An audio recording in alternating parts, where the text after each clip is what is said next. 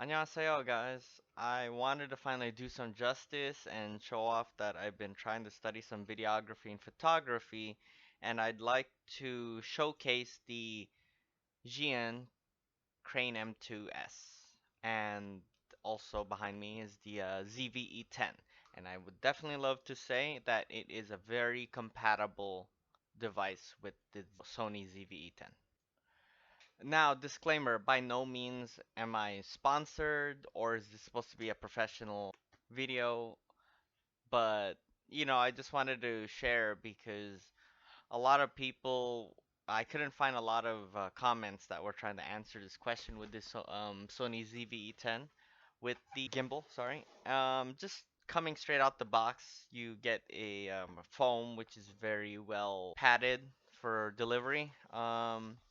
You automatically get, let me just take it off, the gimbal right here. And it comes in three parts. You'll get this, which is the stand, the quick release, which comes with it, and you could just hook it on just like this, and it's just on. Then you just twist this on. The other things you'd get are the manual. I didn't even open it. Um, and the cables. But honestly, the most important cable is the Type C to Type C, at least with the ZVE10.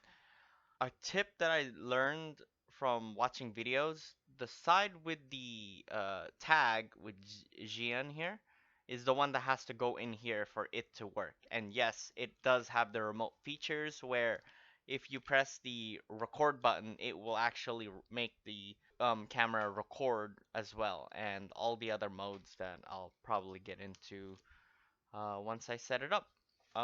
Setting it up, I would just either search up other YouTube videos of how to set it up. There are a few ways, but there is a universal way to set it up. It takes a while at first to get used to it, but this is a really great product for its price. It's under $200. If you're just here to record yourself for vlogging, traveling, um, nothing too action shotty, and you just wanted to stabilize, this is for you. And not only that, it has a camera light. This is pretty much a good bang for its buck, in my opinion. I successfully balanced it. So to turn it on, again, like I mentioned, you need to have this Type C connected to the gimbal, whilst the other side will be Type C to the ZVE10.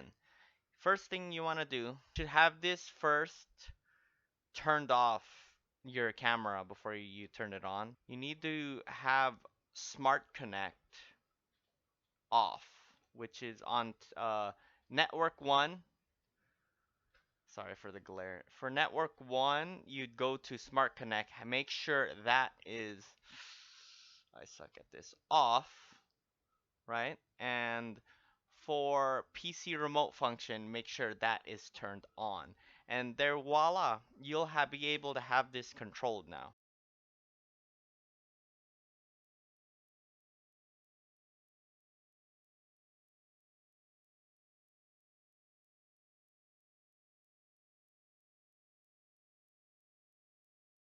Turning it on, Gian,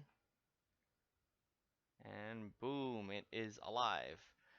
So there are a few modes to this. It's really depending on the weight of your camera. I don't want to tell you how to do the settings on this. You just have to play around with it. But I will share the settings. It's a really stable gimbal. Um, so first one is PF. That stands for pan follow. So basically, as you move it around, it'll move with you in a smooth way without any shaking.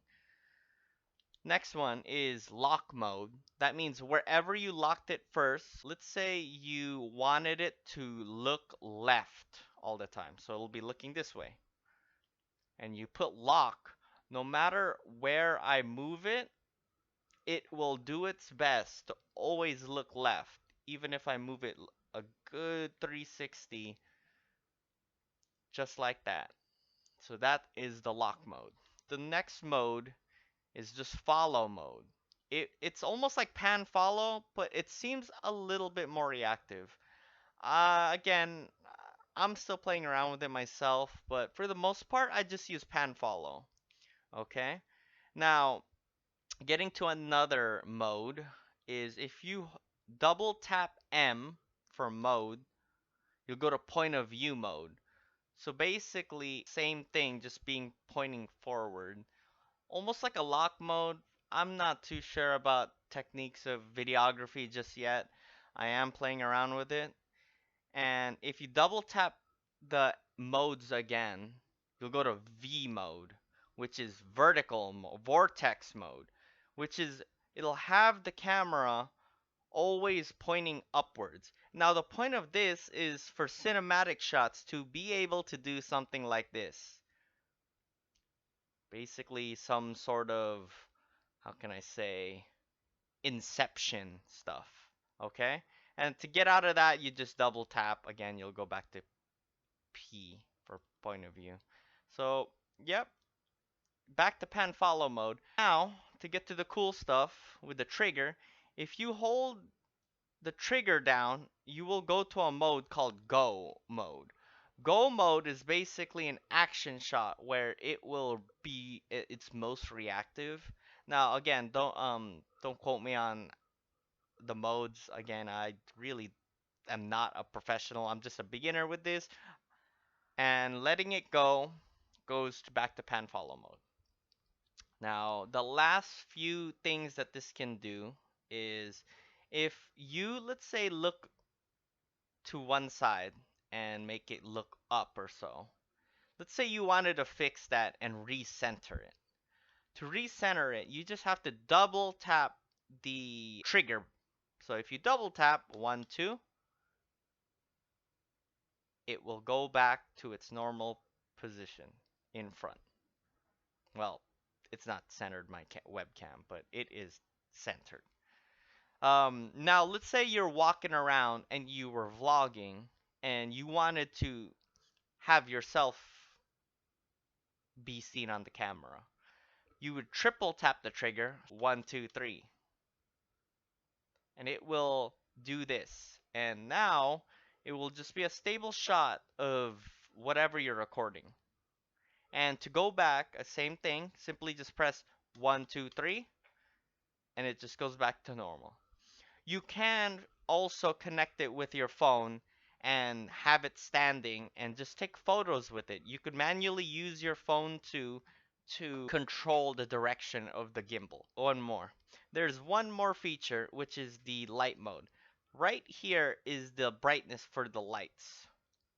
Doing that will, holding it up will turn on the light. To increase the brightness, you press up, down for weakness. And to turn it off, either press up or down, and it shuts off. So this is practically the gimbal. I got it for about $150 without tax. I got it on a sale. So this is honestly a bang for its buck. Lastly, to show you that it can actually record, if you press this button and you did all those PC function and turned off smart connection, there we go. It is now recording because it's red. And to show that, it is red right here. So it is recording and you could just press stop. And you have successfully recorded with this. I just really wanted to showcase the hardware and the connectivity with the ZV-E10. For anyone out there, again, that was wondering, it took me a little bit of a risk to find out, but it paid off that this gimbal works well with the Sony ZV-E10. Again, thank you so much for watching. I really hope to make good content with this. Being a beginner, it doesn't matter. Just keep learning how to use the camera. Mess around with it. If you guys have any questions, comments, I'll do my best to respond. And if I really don't know the answer, you may have to also do research. But I hope I've covered as much as I can with this gimbal and the connectivity with the Sony ZV-E10, Sony ZV-E10. Thank you guys so much. 안녕히 가세요.